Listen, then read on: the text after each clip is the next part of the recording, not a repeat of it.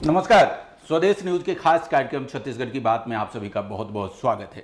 छत्तीसगढ़ की बात में आज हमारे मेहमान हैं छत्तीसगढ़ के वरिष्ठ बीजेपी नेता और लगातार 8 बार रायपुर से विधायक चुने गए, मध्य प्रदेश शासन में और छत्तीसगढ़ शासन में लगातार कैबिनेट मंत्री रहे और अभी रायपुर से बहुत बड़ी मार्जिन 5,75,000 की भारी मतों से जीत हासिल कर संसद में पहुंचे बृजमोहन अग्रवाल जी। बृजमोहन जी, बहुत बहुत स्वागत है। चलिए, धन्यवाद। बृजमोहन जी, आपकी सरकार के करीब 2.5 साल हो गए हैं। सुशासन की सरकार की बात हो रही है, सुशासन की सरकार है और सुशासन की सरकार के एक निर्णय के खिलाफ आप कोर्ट चले गए। आखिर ये स्थिति क्यों पैदा हुई? देखिए, ये सुशासन की सरकार के खिलाफ निर्णय नहीं है, ये एक तकनीकी त्रुटि है कि जिसकी जानकारी सरकार के अधिकारियों को शायद नहीं रही होगी और उसके कारण उन्होंने ऐसे आदेश जारी कर दिए। और इसलिए मेरी अगर जानकारी में लाकर ऐसा आदेश होता तो मुझे लगता है कोई राजनीतिज्ञ लोगों से सलाह ली जाती तो निश्चित रूप से मुझसे बात होती और उसके बाद ये निर्णय होता, परंतु मुझसे बिना बात किए निर्णय हुआ, इसलिए मैं उस निर्णय के विरुद्ध में कोर्ट गया हूँ। लेकिन सुशासन की जब बात करते हैं तो इस तरह के निर्णय आखिर कैसे अपेक्षा की जाती है सुशासन? नहीं, ये कोई पब्लिक के निर्णय नहीं है, ये निर्णय व्यक्तियों से जुड़े हुए निर्णय है और इसलिए मैं नहीं मानता कि मेरी मुख्यमंत्री जी से बात हुई, मेरी किरण देव जी से बात हुई तो उनके नॉलेज में ऐसी कोई बात नहीं थी। इसलिए मैं ये मानता हूं कि जो ऐसे निर्णय होते हैं वो कहीं न कहीं सरकार को अंधेरे में रखकर ऐसे निर्णय ले लिए जाते हैं। और ऐसा बृजमोहन अग्रवाल के साथ कई बार होता है। हम लगातार यहाँ पर 2 दशक से ज़्यादा समय से देख रहे हैं, तो ये कहीं ऐसा तो नहीं है कि पहले आपको यहाँ पर कई चीज़ें की गई, कई ऐसी कहानियाँ आई, लेकिन अभी अभी जो हुआ वो कहीं एक शिकस्त देने की कोशिश तो नहीं थी बृजमोहन अग्रवाल को? देखिए, मैंने पहले भी कहा है कि मैं चाहे विधायक रहूं, चाहे मंत्री रहूं, चाहे सांसद रहूं, मेरा जुड़ाव जो छत्तीसगढ़ से है, मेरा जुड़ाव जो रायपुर से है, उसको कभी कोई समाप्त नहीं कर सकता, क्योंकि छत्तीसगढ़ की जनता ने, रायपुर की जनता ने 8 बार मुझे विधायक के रूप में अपना आशीर्वाद दिया है, 5 बार मंत्री के रूप में दिया है, 9वीं बार सांसद बनाकर देश के टॉप 10 में 8वें नंबर पर बनाकर भेजा है। और इसलिए इस प्रकार की कोई अगर सोचता भी है तो इसकी वो गलतफहमी है। लेकिन आप अच्छा काम कर रहे थे कैबिनेट में, नई कैबिनेट 5 साल बाद आपकी सरकार आई, फिर यहाँ से आपको दिल्ली भेज दिया गया और जब दिल्ली भेजा गया उस समय भी बात ही आई कि ये छत्तीसगढ़ की राजनीति से पृथक करने की ये कोशिश है। रायपुर लोकसभा भी छत्तीसगढ़ में ही है, छत्तीसगढ़ से अलग नहीं है।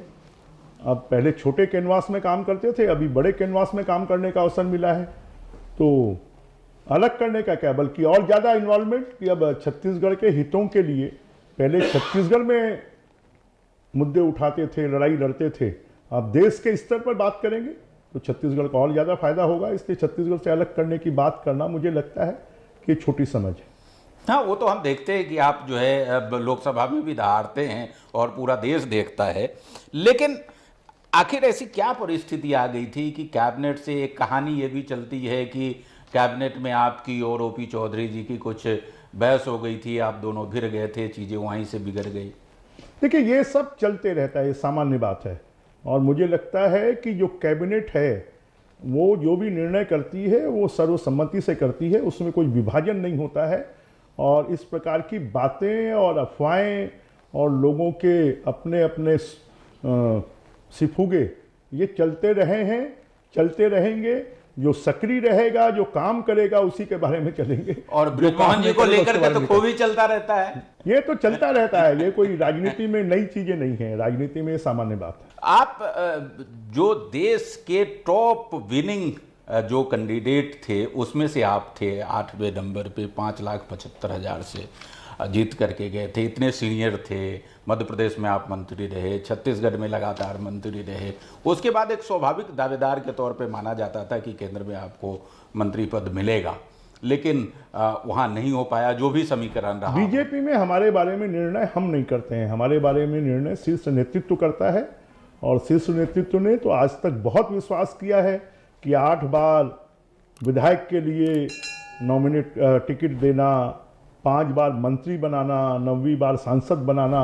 तो मैं सोचता हूं कि पार्टी के शीर्ष नेतृत्व ने बहुत विश्वास किया है और जनता ने भी उस पर मोहर लगाई है।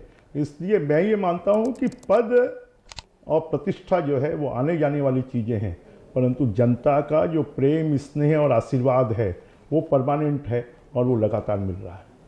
लेकिन इस सब के बीच में छत्तीसगढ़ की जो परिस्थितियां बन रही है, तमाम जो सीनियर लीडर हैं उनको मंत्रिमंडल में जगह नहीं दी गई, संगठन में का भी विस्तार हुआ, उसमें भी उनको जगह नहीं है। तो क्या ये माना जाए कि भारतीय जनता पार्टी की छत्तीसगढ़ इकाई भी केंद्र की तरह से वहाँ पर जो सीनियर लीडर है उनसे मुक्त हो करके युवा पीढ़ी को लाना चाह रही है? ऐसा नहीं, समन्वय है। बोलते हैं कि बहता हुआ जो पानी होता है उसको जानवर भी पीते हैं और रुके हुए पानी को जानवर भी नहीं पीते हैं। और इसलिए ये एक सतत चलने वाला प्रवाह है और इस प्रवाह में जो चलता रहेगा वो मौजूद रहेगा, उसकी उपयोगिता रहेगी, और जो प्रवाह से अलग हो जाएगा उसको फिर कोई नहीं पूछेगा। लेकिन उसमें समन्वय तो दोनों का होना चाहिए। जैसे विधानसभा में हम लगातार देख रहे हैं कि अनुभव की कमी लगातार जो है कैबिनेट में भी देखती है। आपके निर्णय जो अभी जिस विषय पे हम चर्चा कर रहे थे उसमें भी कहीं ना कहीं राजनीतिक अनुभव की कमी तो आप स्वीकार करेंगे कि थी, तभी ऐसा हो पाया? देखिए, नए लोग जब होते हैं तो उनका सीखने का पीरियड होता है और गलतियां सभी से होती हैं। तो जब गलतियां होंगी तभी सीखेंगे। तो सब सीख रहे हैं। तो इस सीखने की प्रक्रिया से भारतीय जनता पार्टी को कुछ नुकसान होने की संभावनाएं नहीं रहेगी? ये फायदा होने की संभावना है कि आने वाले भविष्य के लिए एक ठोस नेतृत्व मिलेगा। और ये बीजेपी की परंपरा रही है कि नए खून को, हम लोग तो 28-29 साल में एमएलए बन गए थे, मंत्री बन गए थे। तो ये बीजेपी की सतत चलने वाली प्रक्रिया है, परंपरा है, और इसमें मुझे लगता है किसी को कोई तकलीफ नहीं होना चाहिए। जी, बृजमोहन जी जो है वो बहुत वाक्य चातुर हैं और इनको मध्य प्रदेश से लेकर के और छत्तीसगढ़ विधानसभा से लेकर के संसद तक आप लगातार सुनते रहते हैं। बृजमोहन जी, सरकार के 2.5 साल पूरे होने को हैं। 2.5 साल के बाद एक बात कहे तो उल्टी गिनती शुरू हो जाती है। आप काफ़ी अनुभवी रहे हैं, कई मध्य प्रदेश से लेकर के छत्तीसगढ़ की सभी सरकार में आप मंत्री रहे, चारों बीजेपी की जो सरकार बनी उसमें। सरकार कैसी चल रही है आपकी? सरकार अच्छी चल रही है। विष्णुदेव साय जी के नेतृत्व में साय जी की सरकार साए साए काम कर रही है। मोदी जी की गारंटी जितनी है उनको पूरा कर रही है। किसानों को 3100 रुपये धान का रेट मिल रहा है। प्रधानमंत्री आवास 18 लाख पूरे देश के इतिहास में किसी राज्य को पहली बार स्वीकृत हुए हैं।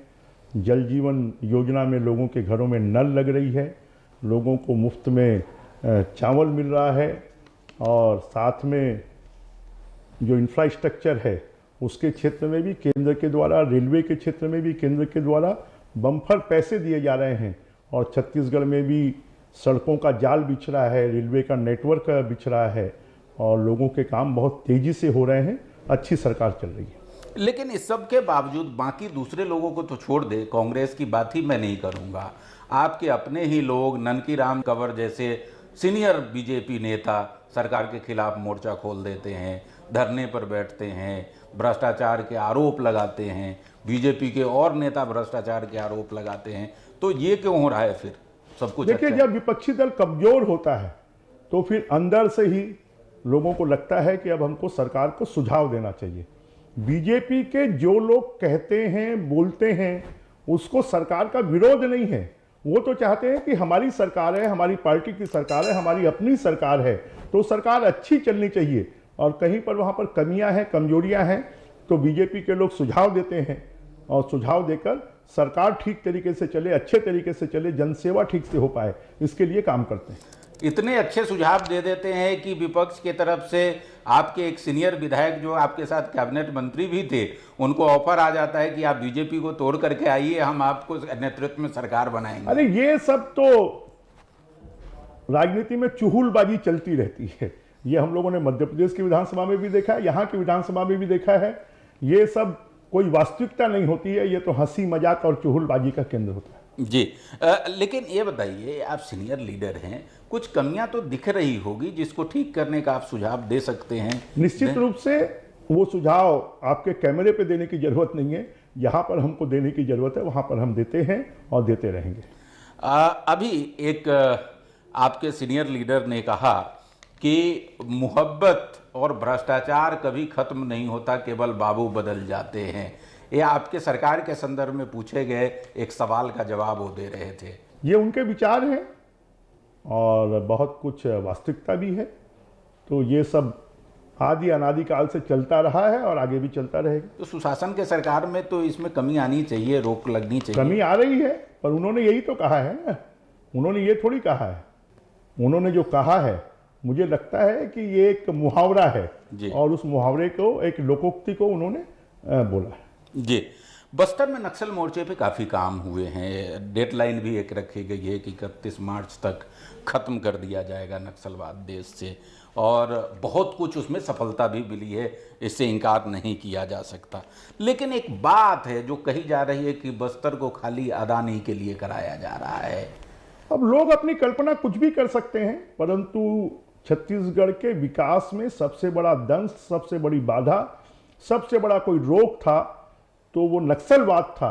और मैं तो देश के प्रधानमंत्री नरेंद्र मोदी जी को, अमित शाह जी को, विष्णुदेव साई जी को बहुत बहुत बधाई देना चाहूँगा कि पिछली 10 सरकारें जिस काम को नहीं कर पाई, उसको मोदी जी, अमित शाह जी के नेतृत्व में और विष्णुदेव साई जी की अगुवाई में अब नक्सलवाद छत्तीसगढ़ से समाप्त हो रहा है।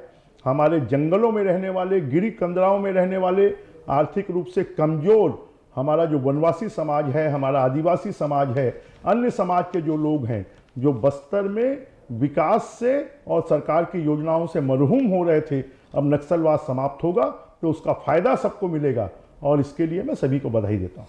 आप सांसद हैं, छत्तीसगढ़ की आवाज़ लोकसभा में बुलंद करते हैं, केंद्र सरकार से सीधा संवाद है। 2 विषय पे वहाँ काफ़ी चर्चा होती है। एक तो नगरनार का जो स्टील प्लांट है उसके निजीकरण को लेकर के, और दूसरा एनएमडीसी द्वारा जो वहाँ पर खदानें हैं उसका अभी लगातार विरोध चल रहा है। किस रूप में आप उसको देखते हैं और क्या कहना चाहेंगे, क्या स्थिति होने वाली है? देखिए क्या होता है, लोग वास्तविक स्थिति को समझ नहीं पाते हैं। ये कहें कि आसमान गिर जाएगा इसलिए हम, बादल गिर जाएंगे इसलिए उसके नीचे नहीं रहें, तो ये तो लोकोक्ति है और हमारी खाली कल्पना है और अदृश्य भय है। तो मुझे लगता है वास्तविक चीज़ों को समझने की ज़रूरत है कि आखिर सरकार ऐसा कर रही है क्या, करेगी तो उससे उस क्षेत्र के लोगों को फायदा होगा, नुकसान होगा। तो अभी जितनी बातें चल रही हैं वो सिर्फ काल्पनिक हैं, वो वास्तविक नहीं है। और वास्तविक चीज़ें जब सामने आएंगी तब लोगों को समझ में आएगा कि मोदी जी की सरकार जो है या विष्णुदेव साई जी की जो सरकार है, वो जो भी निर्णय लेती है वो जनहित के लिए निर्णय लेती है। मोदी जी के नेतृत्व में जो सरकार चल रही है, तीसरी सरकार है, तीसरी सरकार में हम कहते हैं कि जो 5 बड़ी इकोनॉमी है, चौथी इकोनॉमी, उसमें हम पहुंच गए हैं। उसका लाभ एक सांसद के रूप में आप नीचे तक एक जनप्रतिनिधि, पूरा दीर्घ अनुभव है, कहाँ तक आपको पहुंचता हुआ दिखता है? आम जनता को कि इस देश के 25 करोड़ लोग 11 सालों में गरीबी रेखा से ऊपर उठ गए, ये लाभ है। लोगों को 5 लाख रुपए का आयुष्मान योजना का इलाज का लाभ मिल रहा है, प्रधानमंत्री आवास का लाभ मिल रहा है, घर घर में नल जल योजनाएं लग रही हैं, प्रधानमंत्री सड़क योजनाओं से गांव-गांव जुड़ रहा है, नेशनल कॉरिडोर बन रहे हैं, हाईवे बन रहे हैं, भारतमाला बन रही है, रेलवे के 2 ट्रैक, 3 ट्रैक, 4 ट्रैक बिछ रहे हैं, वंदे भारत जैसी ट्रेन चल रही है, अब वंदे भारत स्लीपर भी ट्रेन शुरू हो गई। तो आम आदमी का जीवन सरल हो रहा है, सामान्य हो रहा है, उसकी आय बढ़ रही है। और मोदी जी की सरकार की ये जो है, हम दीनदयाल उपाध्याय जी के जो विचार थे, उनके जो सोच थी कि सबसे पीछे और सबसे नीचे जो व्यक्ति है उसके जीवन में खुशहाली आनी चाहिए, और इस काम को मोदी जी की सरकार कर रही है। लेकिन इसके बावजूद विपक्ष कहता है कि आप जो है नेहरू जी ने जो बनाया उसको बेच रहे हैं, देश को बेच देंगे, संविधान को ख़त्म कर देंगे, तमाम तरह के आरोप आपकी सरकार पर, बीजेपी पर। तो विपक्ष, देखिए हमारे देश का दुर्भाग्य यही है कि सकारात्मक विपक्ष होना चाहिए। अटल जी भी लंबे समय तक विपक्ष में रहे, सरकार के अच्छे कामों की उन्होंने तारीफ की। आज ये सरकार, अगर सरकार अच्छा काम कर रही है तो विपक्ष को उसकी तारीफ करना चाहिए। खाली कपोल कल्पित आरोप लगाकर आप किसी भी चीज का विरोध करें तो मुझे लगता है आप देश का भला नहीं कर रहे हैं, आप अपने आप का भी भला नहीं कर रहे हैं। अच्छा, बाकी चीज छोड़ दीजिए, प्रधानमंत्री बनने का सपना तो राहुल जी देख ही रहे हैं, प्रयास भी कर रहे हैं। विपक्ष के नेता के रूप में, आप सांसद के रूप में उनको कैसे देखते हैं? विपक्ष का धर्म तो कम से कम वो निभा रहे हैं ठीक ठाक से संसद में? मुझे नहीं लगता है कि हम तो बैठते हैं वहाँ पर सदन में, कभी अभी उनके 4-5 भाषण मैंने सुने हैं, मुझे कभी नहीं लगा कि कोई डेप्थ उनमें है, कोई देश के प्रति सोच है। खाली विरोध करने के लिए वो विरोध करते हैं। आज तक उन्होंने कभी ऐसा कोई सुझाव नहीं दिया जो देश हित में हो। चलिए आखिरी सवाल की तरफ हम चलते हैं। 2.5 साल पूरा होने को है। 2028 में बीजेपी की फिर से सरकार छत्तीसगढ़ में बने, इसके लिए क्या सुझाव देना चाहेंगे आप? देखिए, वो बनना तय है। मोदी जी के नेतृत्व में मोदी जी की गारंटियां पूरी हो रही हैं। आम आदमी का जीवन, आज एक किसान को धान पैदा करने के लिए 1 एकड़ में 15 से 20 हजार रुपये खर्च होता है। हम तो उपज के दुगने की बात करते हैं, पर छत्तीसगढ़ के किसानों को 3 गुना पैसा मिल रहा है। 60,000 रुपये, 62,000 रुपये 1 एकड़ के पीछे मिल रहा है। घर घर में स्वच्छ पेयजल जा रहा है।